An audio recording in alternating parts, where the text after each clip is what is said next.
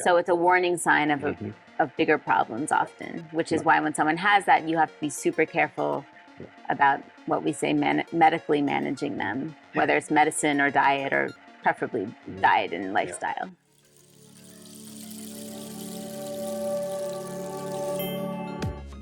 Hello, hello. Happy 2023. Welcome back to Circee Health Pod after a long hiatus. It's just me and Ajoy today, and we're ready to rumble. I know you must be. Yeah, because for the past couple of weeks, we've had guests, right? Special guests, which has been amazing and exciting, but we thought maybe you just missed the sound of our melodious voices. Right. Or not.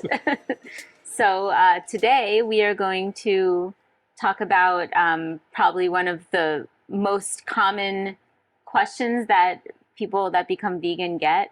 Where do you get your protein? Oh, we all need t-shirts that answer, where do you get your protein? And as per usual, this will probably go into several parts, and probably we won't cover it all today, but Ajoy will get into at least an intro all about plant-based protein and why it's the best, we think. But just want to remind you, since it's been a while, that our goal in our podcast is to educate you and also to empower you so that you can either prevent and or bid farewell to chronic health issues permanently.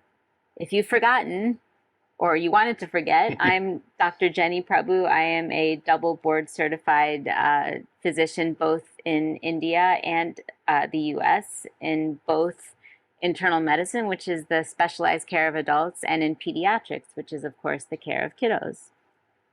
And I'm Ajoy Prabhu. I'm a research pathologist, which basically means that I researched diseases, the causes of diseases, and studied them for 4.5 years in the same medical school.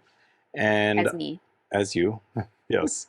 And so I hope to be able to shed some light from a disease cause perspective on any discussions that we may have, and of course other things like protein and exercise and stuff like that. So which is what brings us to today's topic. But I'd let you lead that on. Yes, as I mentioned, we're talking about protein. Yes. And so I'll let you start, but also, again, before we start, we always like to remind you, before you take any of our advice or any of our special guest advice, please do check with your own doctor and make sure that it agrees with your current health conditions or family history or medications or a combination thereof, because we want to make sure everything is safe, of course. Yep. So on to part one. Yeah. So what is... of the protein... Saga. Protein saga. Sounds like a soap opera. So it's not just about vegans, right? I mean, a lot of times we hear, oh, where are you eating the protein? Oh, what are you, especially in the gyms and all, what are you eating? What kind of, are you eating the gold optimum nutrition protein, or are you eating? You shouldn't make fun of people that had that, because I used to have that. Yes, pot and kettle. Pot and kettle? Never mind, go ahead, keep going. Make chai. Huh? Pot and kettles can make chai. God. Okay. Anyway. Okay. All right. So protein really technically it's a molecule, but the molecule helps us grow our body and repair our body, and allows for good health. Protein helps us feeling fit, strong, and provides us with energy to get through the day. So, I mean, that's a very vague definition of protein, but generally speaking, protein is needed for you to,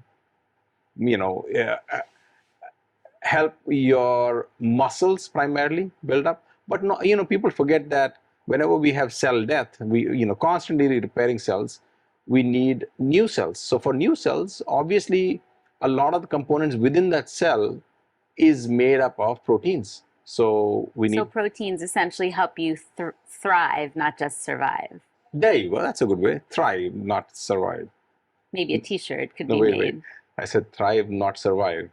To survive and thrive, we hope. Not just survive, but thrive. How about that? Okay, fine. That can say the t-shirt. Fine. Another t-shirt. So that's what protein by definition is. That's what all the fuss is about protein, why everyone obsesses over protein all the time. Protein. But and at that point, I guess, the next thing people are always worried about is how much protein should we have. And I can guarantee you, I can tell you from our experience that we both fell into that trap, right? I mean, we used to eat copious amount of protein because that's what we were told. We were told, eat a lot of protein and it'll help you. And yes, it did. For example, it helped me put on at least 10 kilos. 10 kilos. Yeah, 10 kilos of a fair bit of muscle mass. But I can assure you that there was a lot of fat also along with that. And cholesterol. And my cholesterol kept increasing because of the protein that I'm having. But that's because of not the protein per se, but the type of protein. So the type of protein that's coming from animal sources. And what is the other component of that protein, especially when it comes from animal sources, is saturated fat. And saturated fat leads directly to building up of cholesterol. And cholesterol has been correlated directly with building up of atherosclerosis, which is plaque in your arteries. Fatty deposits in your arteries. And I carefully said that sentence because I wanted to say that it's correlated, because even now there's a lot of controversy about cause and effect, but I can assure you, I've been assuring a lot of things, that the more plaque buildup you have, the chances of you having a heart condition increases substantially. Not just a heart condition. Yeah, that's right. You want brain condition, peripheral artery, meaning arms, legs, especially legs. Yeah. And then also tiny arteries are affected too. The ones that affect your eyes, your kidneys, your skin. Basically you can have plaque buildup in any artery in your body, and it will lead to, the technical term is badness, I believe. Badness, yeah, it can lead to badness. So, of course, the big things we think of are stroke and heart attack, but also kidney failure and blindness, et cetera. People are always, a lot of people don't understand the significance of stroke. Can you define, I mean, I know I'm digressing a little bit, but can you define? Just a little bit. Basically, most people have heard of heart attack, which is a blockage in one of the coronary arteries, which is the blood vessels that take blood away from your heart, artery A away. That's how I've remembered it since the beginning. So when there's a blockage there, there's less blood, or a pause in blood and oxygen to the heart, and a part of the heart muscle dies. And that's a heart attack. So a stroke is essentially a brain attack. There's a blockage in one of the blood vessels in the brain, and that leads to a little area, sometimes a big area of brain death. And of course, brain death, depending on what part of the brain, can be devastating, or it can be little tiny strokes, or TIAs is what we call them, or even just very small strokes over time from high blood pressure, build up and cause things like dementia, concentration issues, mood disorders, depression, which is a mood disorder coincidentally, problems with balance, vision, et cetera, et cetera. So stroke is actually very important. And I think, as you mentioned, kind of underappreciated how significant it can be. Yeah. A lot of times when people have a stroke and suddenly say, oh my God, this person, look at him, he had a left side is not working properly after he had the stroke. Why is that? Because part of the brain that was responsible for it got less blood, and part of it died, and now the nerves and all are affected, and therefore he or she cannot control that side. You mentioned the term TIA. Can you explain that? The reason why I'm asking you for this is, I'll explain it as soon as you finish that quick explanation about what TIA stands for. TIA stands for transient, meaning not long-term, ischemic, meaning no oxygen is getting to the area, and attack, meaning attack. Yep. So that can be typically in the brain, like a stroke. Typically, that's what we say. We don't say TIA for something that's happening elsewhere, right? Yeah. Typically. So TIA, by definition, is a short-term deficit.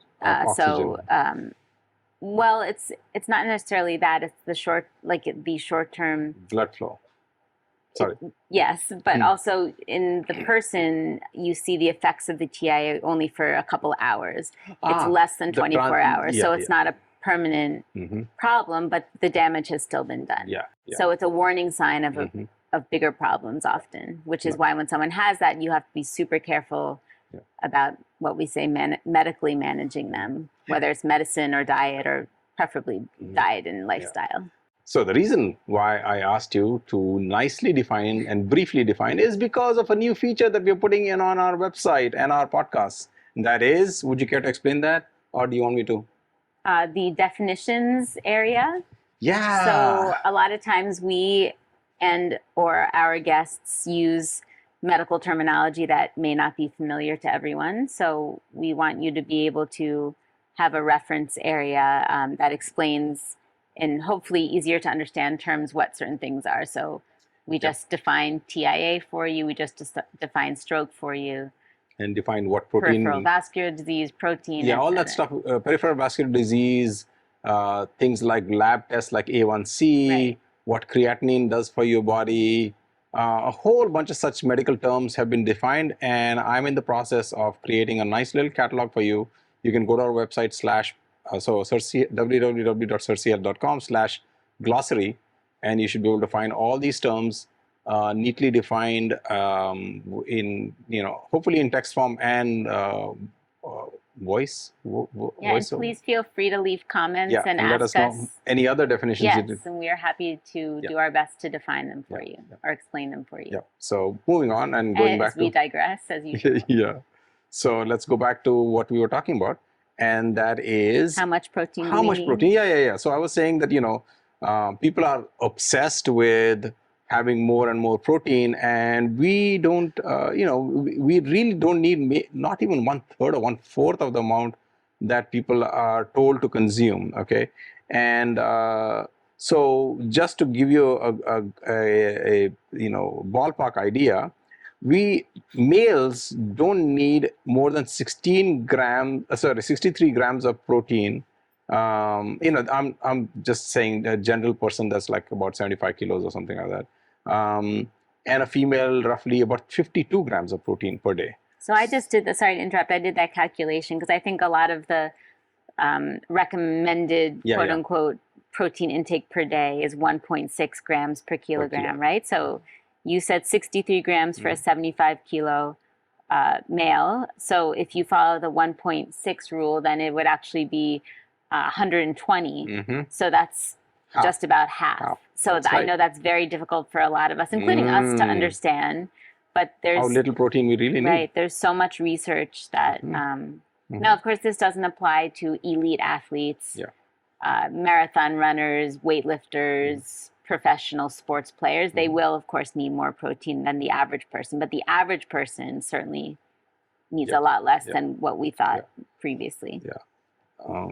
So great. So now we know that you don't need as much protein as you thought, but does it matter what kind of protein you're eating? So if I eat an egg versus a piece of tofu, which is better?